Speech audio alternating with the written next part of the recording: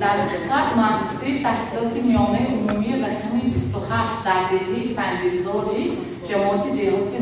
لوتی شهر کلیفورنیا